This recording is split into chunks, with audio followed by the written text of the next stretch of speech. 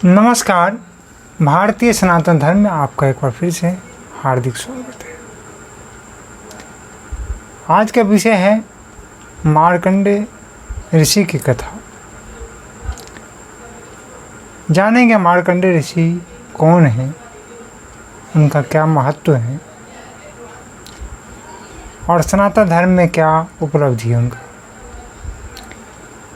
मृग श्रृंग नाम के एक ऋषि थे जिनका विवाह सुब्रता के संग संपन्न हुआ। मृग श्रृंग और सुब्रता के घर एक पुत्र ने जन्म लिया। उनका पुत्र हमेशा अपने शरीर खुजलाते रहते थे, इसलिए का नाम पड़ गया मृग श्रृंग ने उनका नाम मृगकंडी रख दिया। मृगकंडू में समस्त श्रेष्ठ गुण मौजूद थे। पिता के पास रहकर उन्होंने वेदों और शास्त्रों का अध्ययन किया।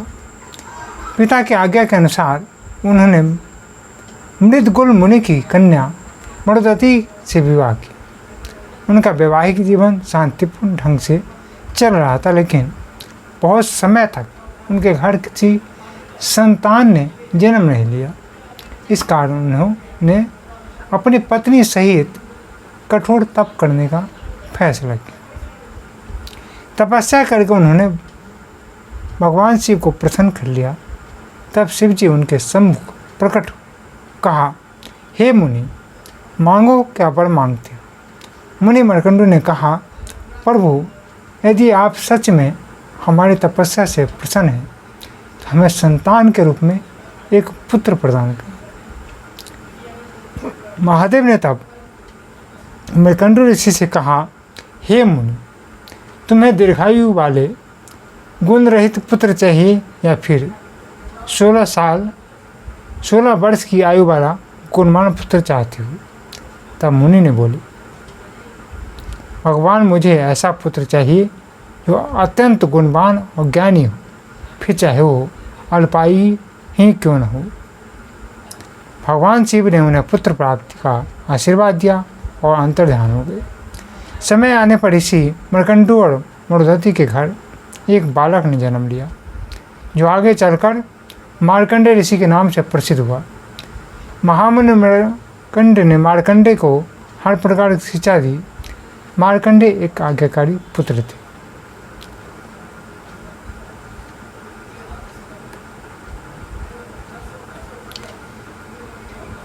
माता पिता के साथ रहते हुए 15 साल बीत गए। 16वां साल प्रारंभ हुआ तो माता पिता उदास रहने लगे। पुत्र ने कई बार उनसे उनकी उदासी का कारण पूछा। एक बार जब मार्कंडेय जी ने बहुत हठ किया तो महामुनि मार्कंडेय ने बताया कि भगवान शंकर ने तुम्हें मात्र 16 वर्ष की आयु दी है, जो अब पूर्ण होने वाली है। इस कारण मैं दुखी हूँ। ये सुनकर महर्षि मार्कंडेय ने कहा कि आप चिंता न करें, मैं महादेव की तपस्या कर अपनी मृत्यु को टाल लूँगा। इसके बाद वे वन को प्रस्थान कर गए और वहाँ शिवलिंग स्थापित करके विधिवत पूजा अर्चना करने लगे। एक दिन जब वे महादेव की पूजा में लीन थे, तभी यमदूत उन्हें लेने के लिए आए, परंतु यमदूत उनकी पूजा में विघ्न डाल पाने में सफल नहीं हो पाए। यमदूत का असफल होते देख यमराज को स्वयं मार्कंडेय को लेने धरती पर आना पड़ा। यमराज ने जब मार्कंडेय के प्राण हरने चाहे तो शिवलिंग से लिपट गए।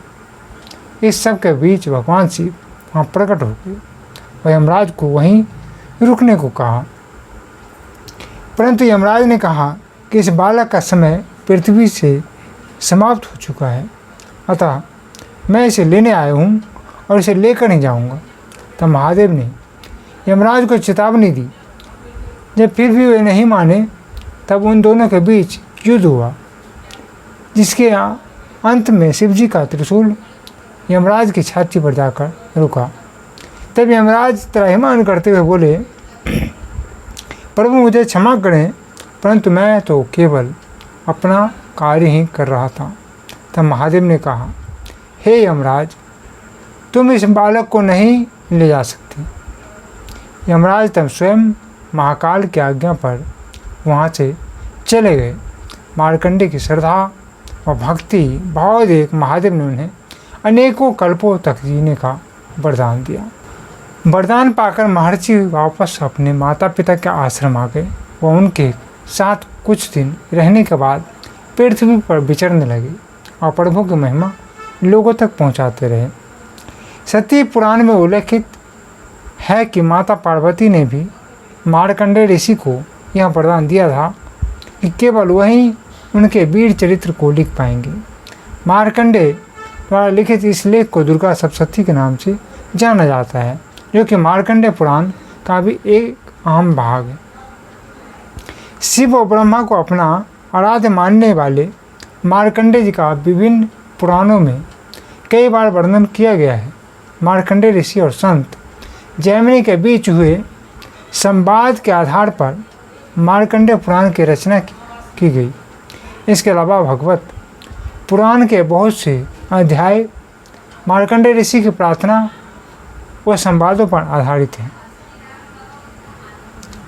हिमाचल प्रदेश के बिलासपुर से 20 किलोमीटर दूर मार्कंडेय मंदिर स्थित है। ऐसी मान्यता है कि ये वही स्थान है जहाँ मार्कंडेय ने महादेव की तपस्या की थी और महादेव ने यमराज से मार्कंडेय के प्राणों की रक्षा की थी तथा उन्हें अमर तत्व का वरदान दिया था। जिस समय महादेव मार्कंडेय को ये वरदान दिया, उसी समय यहाँ से शीतल जल की एक धारा प्रस्फुटित हुई, जो हिंदुओं के लिए पवित्र तीर्थ माना जाता है। ऐसी मान्यता है कि 4 धाम की यात्रा तभी पूर्ण होती है जब श्रद्धालु यहाँ भी आकर डुबकी लगाए। बैसाखी हर वर्ष यहाँ मेला लगता है। मेले में बहुत सारे श्रद्धालु तीर्थ के में स्नान करने के लिए आते हैं। संतानहीन दंपतियों के लिए भी इस स्थान का बड़ा महत्व है। ऐसी मान्यता है कि संतान प्राप्ति के लिए जब कोई मन्नत मांगे तो मंदिर में स्थित मार्कंडेय जी का प्रतिमा की एक आंख में काजल लगाएं और संतान प्राप्ति होने के बाद दूसरी आंख में काजल लगाएं। माता पिता अपने बच्चों की दीर्घायु के लिए भी मार्कंडेय ऋषि को पूजा करते हैं। ये था आज का विषय था मार्कंडेय ऋषि।